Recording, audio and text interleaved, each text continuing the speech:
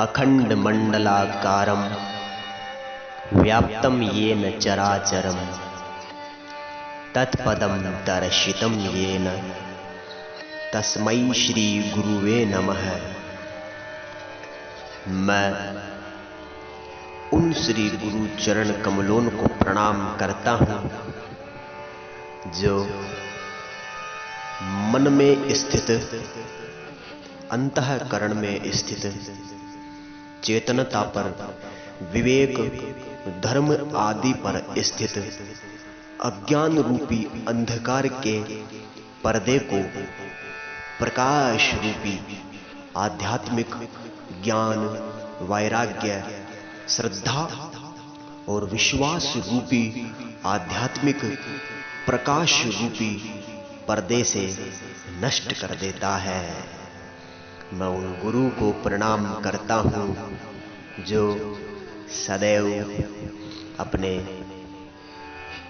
स्वयं के लाभ को छोड़कर जीवन के कल्याण के लिए सदैव तत्पर रहता है। उस आत्म तत्व को प्रकाशित करने वाले गुरु को मैं प्रणाम करता हूं। हमारे ऋषि मुनियों ने शास्त्रों की रचना केवल और केवल आध्यात्मिक परम कल्याण और ईश्वर प्राप्ति के लिए, मोक्ष के लिए की है। शास्त्रों का प्रयोग, शास्त्रों का कर्म यदि हम संसार से जोड़ते हैं तो वह विष के समान हो जाता है, और वही शास्त्रों का कर्म, शास्त्रों का प्रयोग, शास्त्रों की वाणी आध्यात्म से जोड़ते हैं तो वही परम कल्याणकारी अमृत हो जाता है। जीवों के कल्याण के लिए हमारे ऋषि मुनियों ने ज्योतिष शास्त्र का उपदेश किया है, जो आत्म तत्व को प्रकाशित करता है, वही ज्योतिष है। शास्त्रों के अंदर जो ज्योति है, जो परमात्मा से तथा स्वयं से मिलाती है, वही ज्योतिष है। ज्योतिष ब्रह्मांड की परिपूर्ण सकारात्मक ऊर्जा है।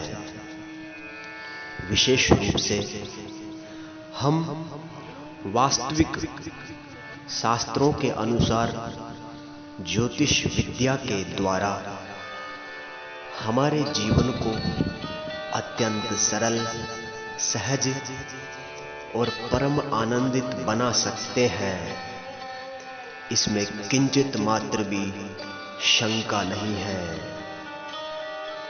हम ऋषि मुनियों, संत जनों और स्वयं साक्षात जगत गुरु पर विश्वास कर सकते हैं कि ज्योतिष वास्तव में हमें अंधकार से प्रकाश की ओर ले जाएगी, दुखों से परम आनंद की ओर ले जाएगी, तीनों तापों से, तीनों गुणों से, सांसारिक दुख, पीड़ा, शोक, चिंता, भय और विशेषतः अज्ञान से हमें मुक्त कराती है, वह ज्योतिष ही है। विशेष रूप से ज्योतिष को हमारे जीवन में उतारने पर हमें शीघ्र ही सर्वप्रथम सांसारिक लाभ होता है। हमें सांसारिक लाभ तभी होता है जब हम अपने उद्देश्य को दृढ़ करें। हमें सांसारिक लाभ तभी होता है जब हमारा उद्देश्य केवल और केवल मुक्ति का हो, परमात्मा की प्राप्ति का हो, अध्यात्म रूपी परम अमृत को पाने का हो। तभी सांसारिक रूप से हमें लाभ होता है। अन्यथा हम वर्तमान में स्पष्टतः देखते हैं, शास्त्रों के उपाय, शास्त्रों के कर्म, ज्योतिष के उपाय हम केवल क्षणिक सुख की पूर्ति के लिए ही करते हैं, इसलिए वो बाद में जाकर विष के समान हो जाता है।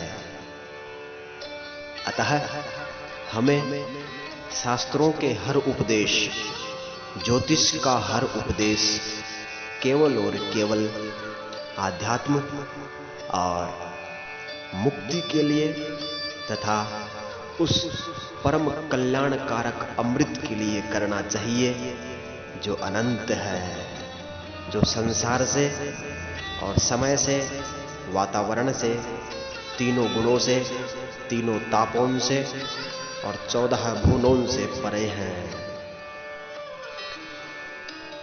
तो आइए हम ज्योतिष विद्या का अध्ययन श्रवण करते हैं, जिसका पालन करने से, जिसका अनुसरण करने से हम सदैव के लिए, अनंत काल के लिए परम आनंदित हो जाएं। जो स्वयं अनंत है, निर्विकार युक्त है, परंतु अज्ञान के कारण वह स्वयं को शरीर समझ बैठता है, स्वयं को सीमित समझ बैठता है। मेरा विश्वास करो, हम सभी अनंत हैं, हम सभी असीमित हैं और परम आनंदित हैं। इसलिए ही हम आसमान को छेदना चाहते हैं, क्योंकि हम अनंत हैं।